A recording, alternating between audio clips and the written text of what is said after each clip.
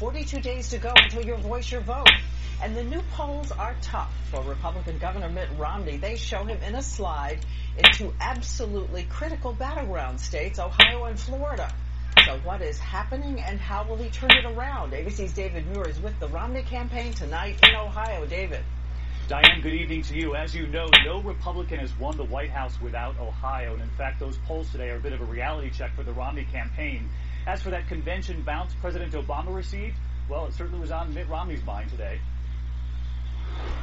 Before arriving in Ohio, Mitt Romney on stage with the former president, speaking at a forum for Bill Clinton's global initiative. Governor, I thank you for being here. The podium is yours. A warm welcome from Clinton and a wry response for Romney. If there's one thing we've learned in this election season, by the way, it is that a few words from Bill Clinton can do a man a lot of good. All I got to do now is wait a couple of days for that bounce to happen. So. In reality, Romney can't afford to wait, which is why he's in Ohio tonight, side by side with his running mate for the first time in more than a month. OH! No longer are they simply making a case against the president's record, they're now making the case for themselves, repeatedly using the word choice. We are going to give you, our fellow citizens, a clear choice. This is an election which is a dramatic choice for the American people. Fellow Republicans have argued they need more specifics from their own ticket, but today something from Romney about the president we haven't heard before. Romney has long argued the president raised taxes on Americans in his first term, but today he appeared to argue the president had not done so. His idea now, he's got one new idea. I admit this, he has one thing he did not do in his first 4 years. He's said he's going to do in the next 4 years, which is to raise taxes. Tonight, the campaign would not say Romney made a mistake standing there, instead standing by its argument before that the president has raised taxes. Look at the electoral map with the current ABC News projections. If President Obama wins Ohio, the path for Romney is challenging. For example, he'd have to pick up Virginia, Wisconsin, Florida, Iowa, New Hampshire, and he would still not have the 270 electoral votes he needs. He would then have to add, say, Colorado, just to get there. Tonight, the campaign aware that these new poll numbers just now reflecting Romney's rough week last week. That secret tape, the words about the 47%. The Obama team up in 8 states with this tonight. Mitt Romney dismissed 47% of Americans for not pulling their weight. He attacked millions of hardworking people making 25, 35, 45. Now, on that issue of taxes, what the governor said here today, talking about those taxes, the president did not raise income tax rates in his first term, though has proposed raising taxes on families earning $250,000 or more. And Diane, tonight, this campaign looking for a game change. As you know, that all-important debate a week from tomorrow. They acknowledged to me that Mr. Romney was practicing over the weekend and has research sessions this week. A lot of pressure on that debate. Thank you, David. And what about the man who will face the governor in that debate, the president? He was making a case today, but before a world audience of allies and adversaries at the United Nations. He gave a passionate tribute to the U.S. ambassador killed in Libya and called on the room to make a united stand against extremism. Here's ABC's Jake Tapper. President Obama made the focus of his United Nations address about a man who wasn't there. I would like to begin today by telling you about an American named Chris Stevens. With a tribute to the U.S. ambassador to Libya, who was attacked and killed in the dead of night in Benghazi 2 weeks ago today. He extolled the humanity and hope Stevens stood for. We are serious about these ideas. Today we must reaffirm that our future will be determined by people like Chris Stevens and not by his killers. But in many ways, the president's speech today seemed targeted at his domestic audience. Accused by Republicans of glibly downplaying the unrest in the Muslim world, the president demanded an end to the violence. There is no speech that justifies mindless violence. There are no words that excuse the killing of innocents. And while only days ago the White House was asking YouTube to review whether that anti-Muslim film violated the terms of use, today the president offered a full-throated defense of freedom of speech. Like me, the majority of Americans are Christian, and yet we do not ban blasphemy against our most sacred beliefs. That was followed by a call to stop those who fan the flames against the West and its allies. It is time to marginalize those who use hatred of America or the West or Israel as the central organizing principle of politics. A smaller part of today's speech was Iran's nuclear program, a continued source of frustration and tension. Despite efforts at both outreach and tough sanctions, That country has more than doubled its production rate of enriched uranium since Obama took office. The United States will do what we must to prevent Iran from obtaining a nuclear weapon. At last year's UN meeting, President Obama met separately with more than a dozen world leaders, but this year he had no such meetings scheduled, prompting criticism that he's more focused this year on campaigning than governing. Secretary of State Hillary Clinton instead met with almost 20 world leaders in his place. Diane? Thank you so much from the White House, Jake Tapper, tonight. And now we move on to football and the split-second call that had everyone up in arms today. The professional football referees are locked out in a contract battle with the NFL, and their replacements have been called in from some pretty amateur venues. Last night, let's just say, was not pretty. Here's ABC's Dan Harris. There are 8 seconds on the clock. The Seattle Seahawks are losing to the Green Bay Packers, and the Seattle quarterback throws a Hail Mary. Fought for by Tate with Jennings simultaneous. Who has it? Who they give it to? Touchdown! Look at what the 2 replacement referees do. One of them rules it a touchdown, while the other signals something entirely different. To me, it feels like a Jennings interception. Moments later, though, After further ado, the call on the field stands. Touchdown. that sets off an instant firestorm. This is comical to me, really. Mike, I tell you, that's two of the worst calls at the end of a football game I can remember.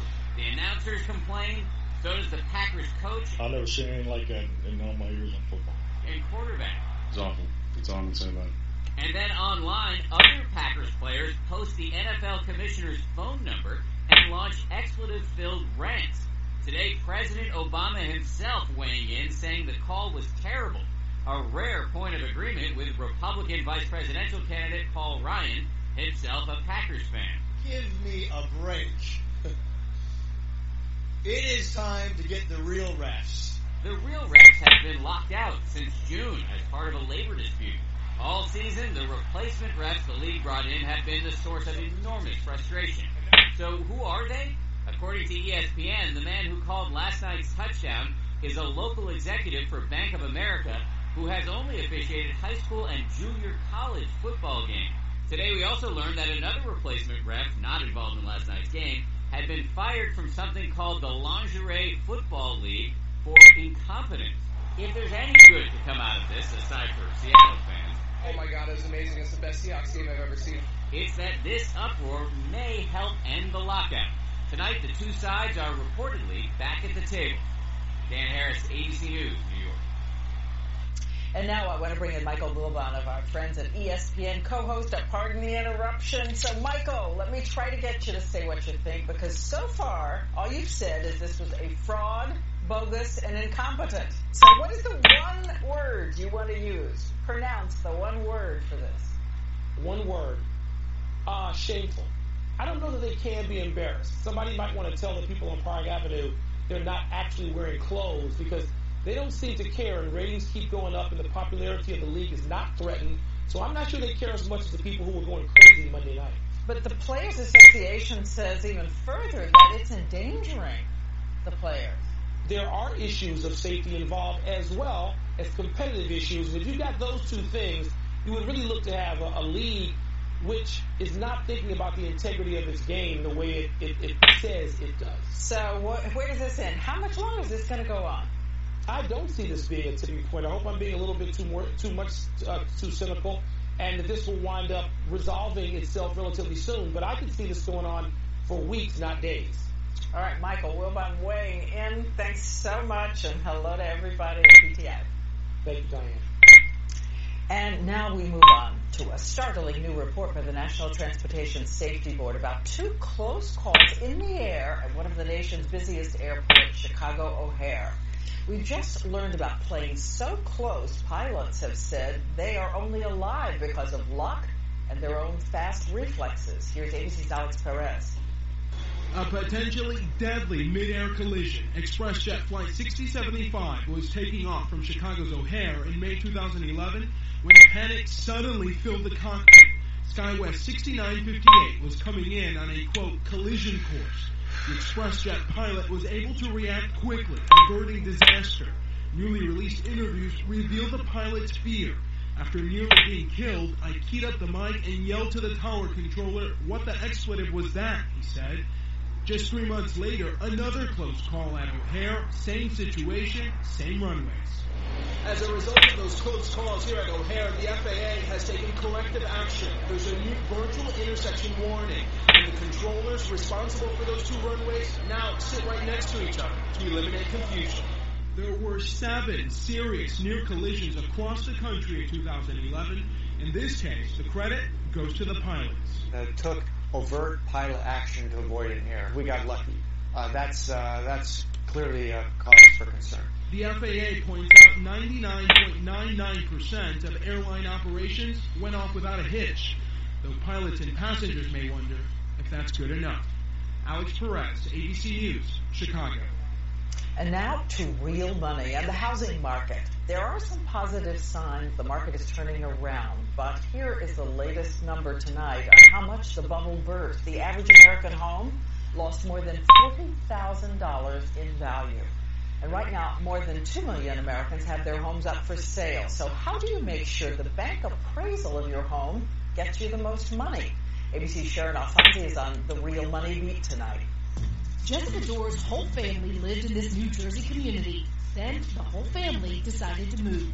We all put our houses on the market at the same time. They already sold, they're gone. But Jessica and her husband Carl are stuck in Jersey. They bought the house for $325,000 6 years ago. Today, they're asking $225,000, a $100,000 loss. $100,000 it's real money. What's worse, the house was just appraised at $190,000, $35,000 less than what they're asking.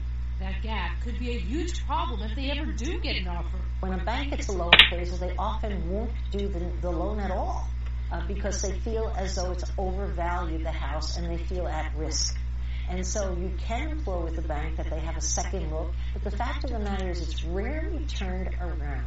But could we turn it around? We brought in one of the country's top appraisal experts for the Inside Scoop. She let us in on the 3 secret ways appraisers are sizing up your home. First, the first sight.